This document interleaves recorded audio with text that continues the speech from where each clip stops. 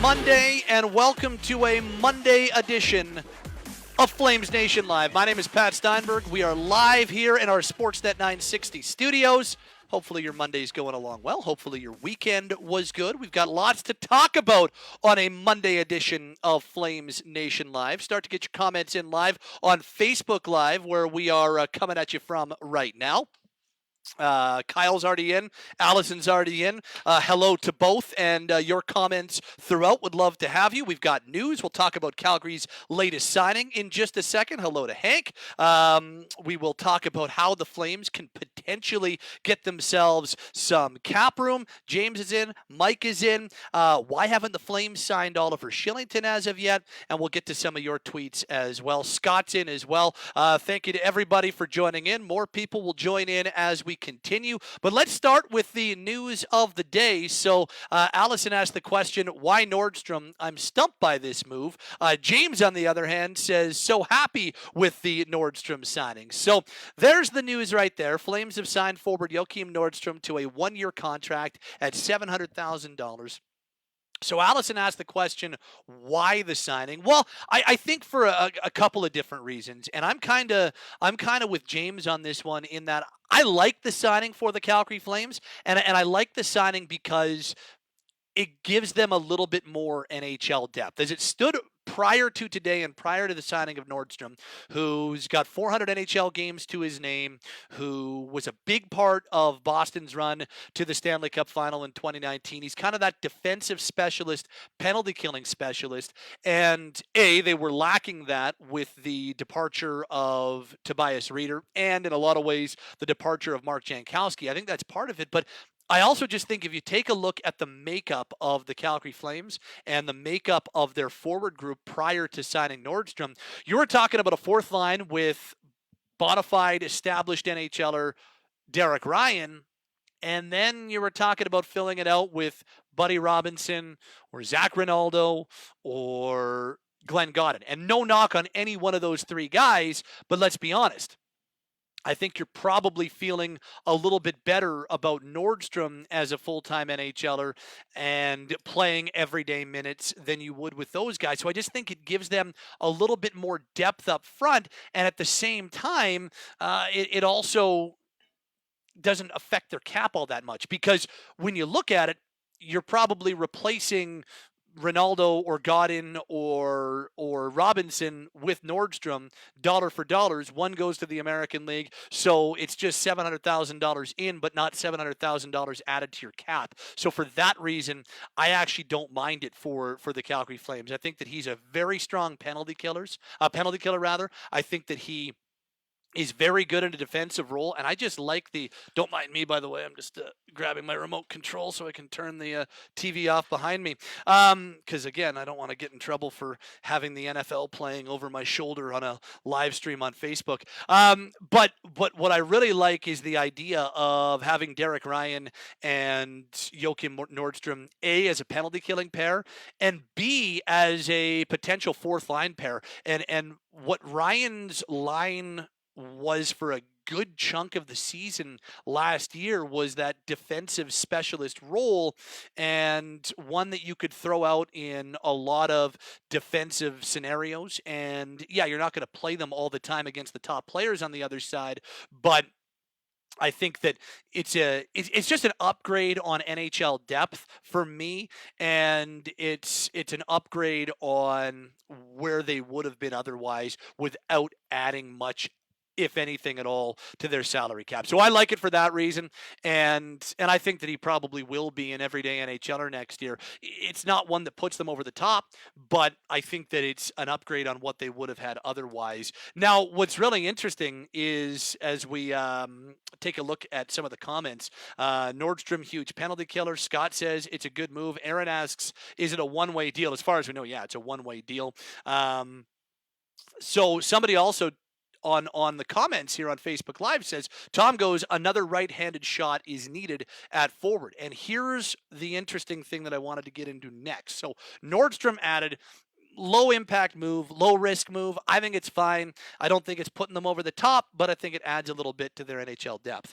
But adding another right shot forward, I think absolutely is a need and is something that they absolutely would be well served to go after. But do they have the cap room to be able to do that effectively? Do they have the cap room to really be able to go chase anybody right now? And that is the scary part, or the difficult part for the Calgary Flames right now, is that they're at about $1 million of wiggle room when you start to fill out their roster. If they want to carry 13 forwards, 7 defensemen, and 2 goaltenders next year, they're looking at about, give or take, a couple $100,000 either way. They're looking at about $1 million in cap room, and thus don't really have the option to go out and make a big time addition for a right shot forward, unless they're moving out a significant NHL contract and thus a pretty impactful NHL player at the same time. Which brings us to the discussion about cap space, and brings us to the discussion about whether or not the Flames should be looking to give themselves more flexibility on their salary cap. And this is a really difficult one to discuss, because I don't know if there's a right answer. They're in a tight cap situation, no doubt about it. But the ways that they would try to get cap space realistically don't necessarily make them a better team. So, for instance, you could trade Noah Hanafin. Pike and I talked about this on Friday. I don't like the idea of trading Noah Hanafin for a lesser player or for a pick or something like that. Right now, I think Noah Hanafin is one of the most important players on this team for next season. We don't know what Mark Giordano is going to be ahead of him on the depth chart, and we certainly don't know what the Flames are going to have as behind him in terms of regular players. Is Juuso Välimäki going to be a top 4 NHL defenseman? And is he going to be able to stay healthy as a top 4 NHL defenseman? We don't know the answer to those questions as of yet. Maybe, but maybe not. So I think you're a little worried there. Or at the very least, you want to have a security blanket. The same is true with Shellington or with Connor Mackey. So I don't think you can be thinking about trading Noah Hanafin right now unless it's part of a bigger package where you're getting a top 4, top 2 pairing NHL defenseman in return. Otherwise, I think it's a non-starter. And I also kind of think it's a non-starter when you're talking about Sam Bennett. Yes, you could trade Sam Bennett for a pick right now, and you could probably capitalize on Bennett's postseason and get a nice pick in return for him, and thus clear $2.5 million of salary space. But does that make you a better team? And I'm not convinced it does. I'm not convinced it makes you better on the ice right now. So I don't really love any of those ideas. And I want to throw this at you guys and see if you like this, because Will Nault and I talked about it Friday on the Big Show and a little bit about it today on the Big Show on Sportsnet 960. I'm curious as to where you folks would be in on it. I saw Kent Wilson and a couple of the other Flames Nation regulars on the comments talking about this on Twitter. What about the idea of a trade for one of Calgary's bigger contracts, more impactful players, bigger names, and maybe you lose that trade in the immediacy, get a player in return, an NHL player in return, but probably a lesser NHL player in return, and also give yourself the cap flexibility. So here's the theoretical deal that I threw out just as an example, because I think that we probably right now would be in a scenario that we'd all agree that the Flames aren't as deep either on the blue line or forward this season going into next year as they were last year. I think that's probably fair to say. Maybe you disagree, but I think most would be on board with that. So let's just say Sean Monahan's the guy. You trade Monahan to, my scenario was the Columbus Blue Jackets. I think they've had interest in him passingly in the past. So they need somebody. They want somebody behind Dubois. They want to add to their center ice position. So you trade Monahan to Columbus. In return, you get a player like Oliver Bjorkstrand, who is going to save you, give or take, $4 million on your cap on that player-for-player swap. You get a pick and a prospect. So you're gaining about $4 million in cap space. You're giving away the best player right now in the trade, but you're getting a player back in Bjorkstrand, and it gives you a little bit more flexibility to go enter the market again. So say that the trade was, say that the way it all worked out was this. You trade Monahan to Columbus, get Bjorkstrand back, plus the pick and the prospect. You sign Mikael Granlund in free agency, and next year you're looking at down the middle, Elias Lindholm, Michael Backlund, Mikael Granlund, and Derek Ryan. Those are your four centers. You've got a winger in Bjorkstrand to add to the mix. Maybe you flex Granlund to the wing, and you're talking about Bennett as a center iceman next year. There's a lot of different ways that you could go about it, but the whole idea would be, yes, you quote unquote lose the one trade, but does it make you better in the long run? I'm not saying it's a guarantee, but I think it's something, a move like that would be worth considering if you're the Calgary Flames, and would be at the very least worth exploring if there's something like that available. Let's hit some of the comments on Facebook Live. William asks, who would you get in the market now? The guy that's most interesting to me, Dadonov was the guy for me, but he's in Ottawa right now. He signed in Ottawa. So I think Granlund, I'm on a shorter term deal. Hoffman's interesting too, but certainly Granlund would be the guy for me because of his versatility. Can play down the middle, can play on the wing, and I know that didn't work out fit wise in Nashville, but I still think there's some pretty nice offensive upside in a guy like Mikael Granlund. So that's one of the question. I'm not sure if Troy is saying weak to my trade idea or to some of the other comments. Scott says Ryan would be my choice to move on from. And I get that, because you don't necessarily love that cap hit on a fourth line player, but I do think it's important to note that Ryan, I believe, is more than a fourth line player. I think Derek Ryan slots in at even strength as your number 4 center, probably going into next year, depending on how they view Sam Bennett.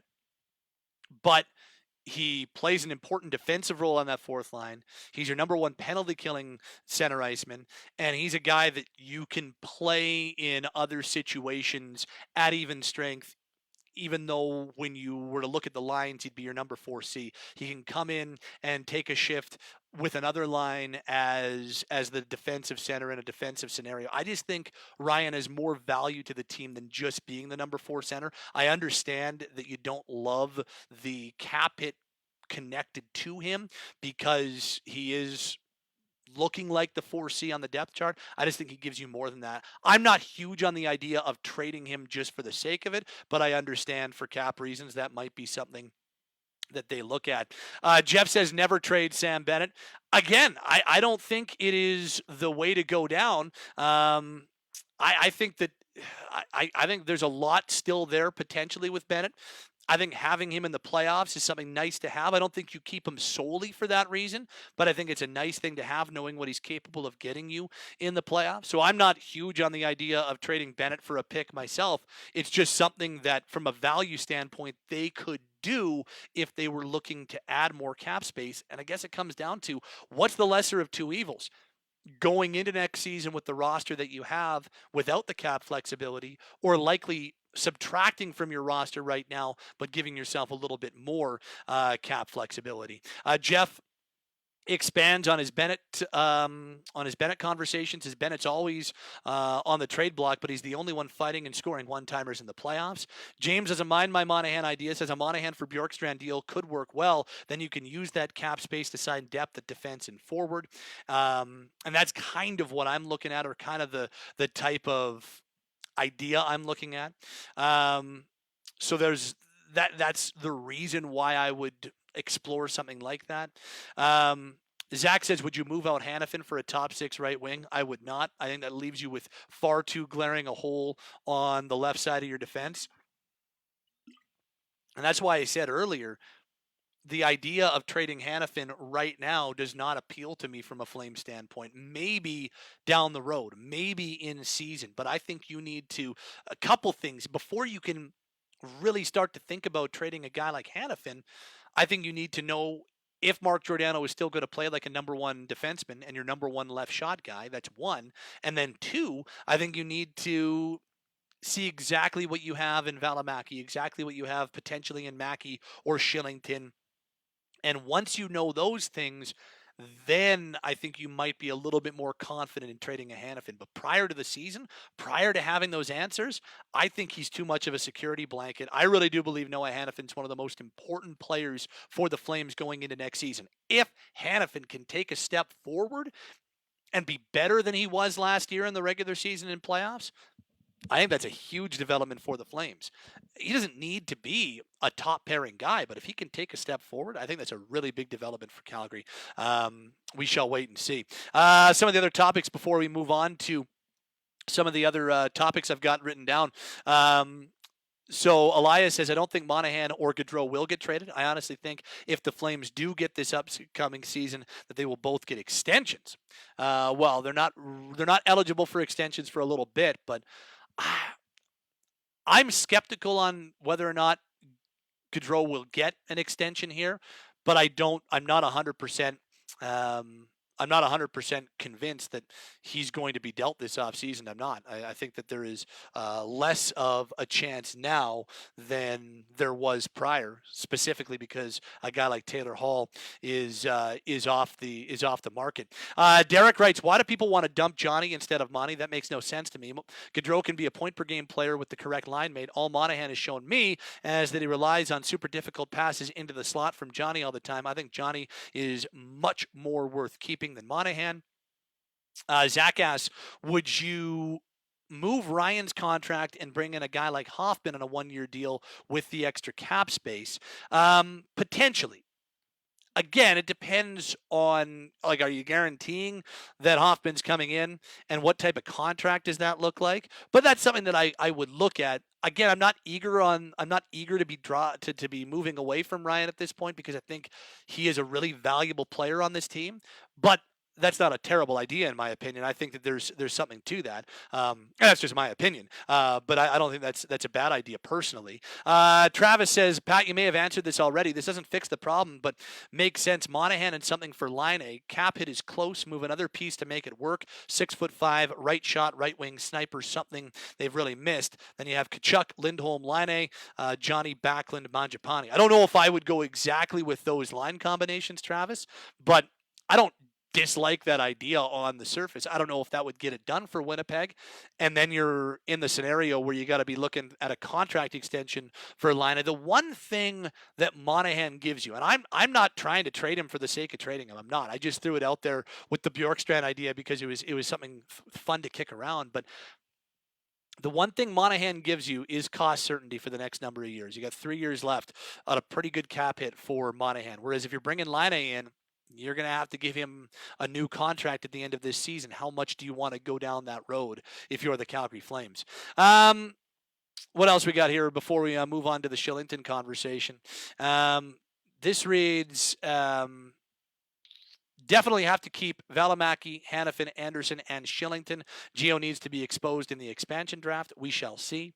That is something that is going to become more and more of a topic going forward. Justin asks, Pat, could you see the Flames moving Riddick for cap space? I don't think it's out of the question, but I don't think it's ideal for them. I think they signed Deming with the express reason of having Markstrom, Riddick, and Domingue as NHL goaltenders in what is supposed to be a really condensed season next year. And because injuries might play into it, you're going to want to have all three guys and being comfortable getting them into NHL action. So I don't think it's out of the question that they would be interested in moving it. I just don't think it's the most ideal circumstance. Final topic before we get to some of the tweets we got earlier today, and that is on Oliver Shellington. And I just wanted to bring it up quickly. It is interesting that Shellington hasn't signed yet. He's the only RFA still on the board. And I wonder why, like, the dollar figure doesn't seem like it would be too hard to work out. I don't think he's going to be NHL min, but he's probably only getting a slight raise from next year. I don't think the term's that difficult to work out. You're probably looking at a one-year deal. I wonder about the haggling right now on a one-way versus a two-way deal for Shellington. I wonder about that only because if you're Shellington, you've been playing on a lot of two-way deals. You've gotten NHL minutes, but you've been the guy that is easiest to flex to the American Hockey League the last little bit.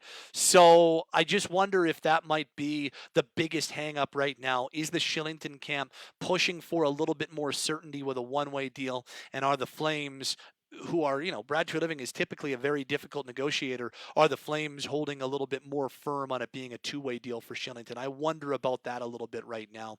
But I do think that's going to get done, and I do think Shellington's an interesting player next year. It is kind of curious that they haven't gotten to an agreement as of yet. But I am really interested in what Shellington is going to be next season. Josh asks, what about moving Lucic for cap space? I don't. I think it is less likely now that they move a guy like Lucic for cap space, mainly because the rest of the NHL is either tight on the cap or tight with their purse strings and their internal budget. I just don't think anybody, even if you're eating part of it, I don't think anybody is taking that Lucic contract right now. Maybe in a few years, but right now, I think you're hard-pressed to be able to move that out, even if you add the sweetener. I mean, I guess you could look at Ottawa or Detroit, but you're going to have to add quite the sweetener to do that. I just don't know if that's in Calgary's best interest. I would not be anticipating a Milan Lucic trade any time in the near future, and even in the distant future. I don't know how realistic it looks like. Want to get to a couple of the tweets that have been sent in throughout the day. Here's one from Jake, who tweeted along, do you think there will be more or less PTOs in Flames next camp and in the NHL? This is a really interesting topic on the category of tryouts at training camp across the league. Like, we know here in Calgary, the Flames have pretty extensively used PTOs.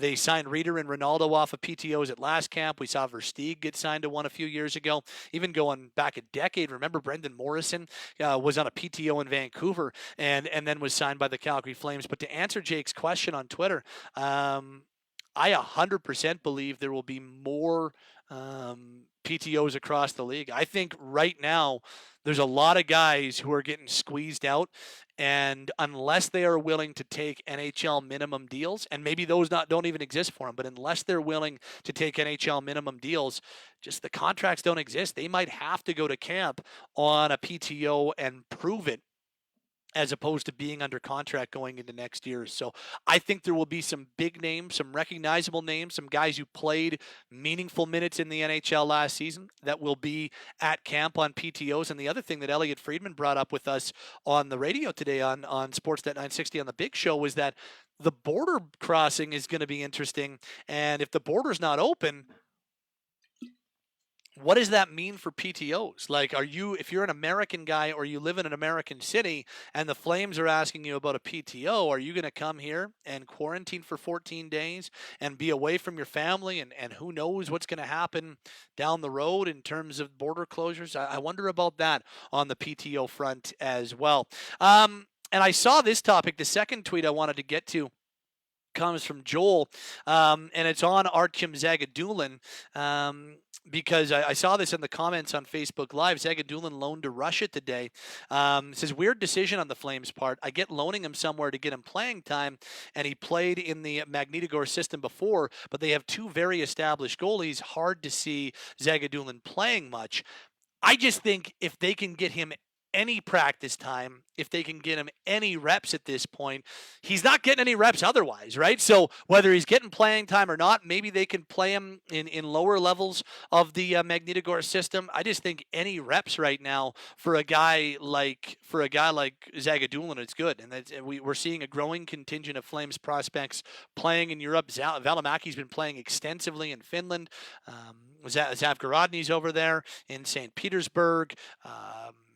Who else is it? Martin Pospisil's over there. Eetu Talola's over there. They're having a growing contingent of players playing over there. If they're going to be in Europe anyway, you might as well have them, even if they're not playing extensive minutes like Välimäki is, at least have them playing or practicing and getting some of those reps in. I think that's important at this time of day or this time of year, especially knowing the weird scenario that we're in right now.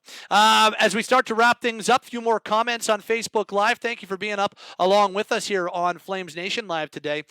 Jimmy goes Duclair as a potential target. I still wonder if Duclair goes back to Ottawa. Sounds like they haven't closed the door on that one. And with Calgary's cap situation right now, I don't know if Duclair is a fit.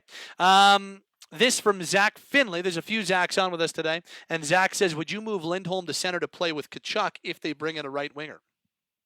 I'm moving Lindholm to center regardless next season. I am sold on Elias Lindholm as this team's number one center, number one all-situation center. I really think if Monahan is going to be on this team next year, I think you need to start tailoring his minutes a little bit more. Start to put him in more offensively tailored situations, more offensive zone starts, and playing against less top-end opposition. Let him and Gaudreau eat offensively. Give them 65, 70% offensive zone start. Use Lindholm and Backlund as the guys who are getting more defensive responsibility, more head-to-head responsibility. That's where I am on Lindholm. I'm moving him to center to start next season, and I'm not moving him back from center at any point. I really think that's the way to go if you're the Calgary Flames. And finally, here's a fun one from Mike to wrap us up. What's up with the Canadian teams having their own separate division? Are you not as fired up for that as I am? Maybe you're not, but I am 100% all in on an all-Canadian division next year. So think about it. There's not going to be a normal season next year. They're starting in January. They're going to try to end in July. It's not going to be full fans. You know, most COVID models right now have life returning to normal, having huge gatherings. Again, most models right now have that in third or fourth quarter 2021. So maybe for the start of the 21-22 season, things are a little bit more back to normal. So you need a bridge season, and there's not going to be cross-border travel probably. So you need to do something so that you can play, gain revenue, have games on TV, have these guys playing. And I think the best way to do that is an all-Canadian division. Say you're playing 60 games starting January 1st.